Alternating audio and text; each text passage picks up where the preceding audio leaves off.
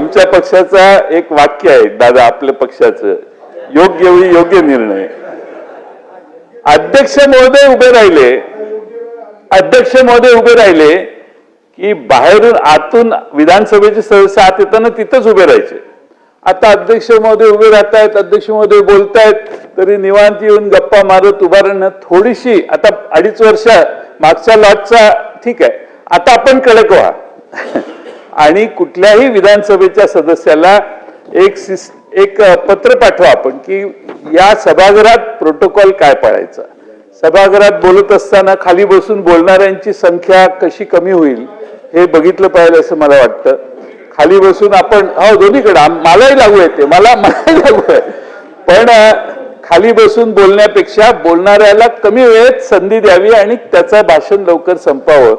अमेरिकेमध्ये आणि बाकीच्या देशामध्ये क्लॉक चालू असतं आणि बोलायला उभं राहिलं की 5 मिनिटात त्याला काय बोलायचं ते त्याला दिसत असतं की 5 मिनिटं संपतात. त्यामुळे एक स्टॉपवॉच एखादं लावावं की तुम्ही ठरवलं की दोन्ही बाजूने एवढा वेळ आहे आणि प्रत्येक सदस्याला 15 मिनिटं, तर 15 मिनिटाचं क्लॉक इथं यांनी लावलं की 15 मिनिटात त्याचं भाषण संपवायचं, त्याला इंडिकेशन आले पाहिजे.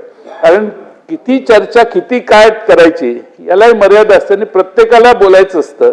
त्यामुळं असे काही नवीन नियम विधी गटनेत्यांची बैठक घेऊन आपण कराल असा विश्वास मी या ठिकाणी बाळगतो.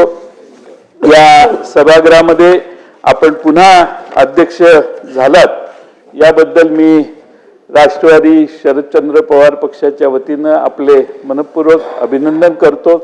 आपल्या सहवासात आमची 5 वर्ष कशी जातील हे कळणार नाही अशी अपेक्षा व्यक्त करतो आणि वारंवार आपल्या जेवणाचा आणि आपल्या पाहुणचाराचा लाभ आम्हाला मिळेल अशी अपेक्षा करून पुन्हा एकदा आपले अभिनंदन करतो आणि माझे 2 शब्द पूर्ण करतो.